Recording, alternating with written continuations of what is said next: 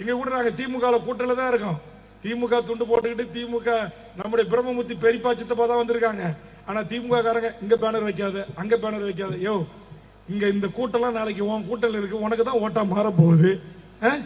ஏன் அந்த புரிதல் இல்லாம இருக்கிறீங்க? இப்ப பெரிய கட்சிகளுக்கு இங்க நம்ம ஆளுங்க வளர்றான் பாருங்க, கொஞ்சம் வெள்ளையும் ஜல்லையுமா பிடிக்கவே மாட்டேங்குது. வளர்ந்துடவே கூடாது.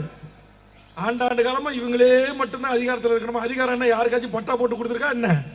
அதிகாரம் அனைத்து மக்களுக்குமானது, அனைத்து எளிய மக்களுக்குமானது.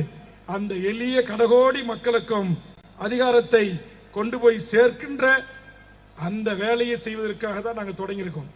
நீங்க எல்லாரும் நினைக்கிறான், என்கிட்ட சொன்ன வேல்முருகன் 6 மாசம் தாக்கு பிடிப்பாரா, பாட்டாளி கட்சியிலிருந்து வெளியேறி 6 மாசம் தாங்குவாரான்னா எங்க பாட்டாளி 6 மாசம் இல்ல, 6 வருஷம் இல்ல, இன்றைக்கு 14 ஆண்டுகளை நிறைவு செய்ய போகிறது தமிழக வாழ்வுரிமை கட்சி.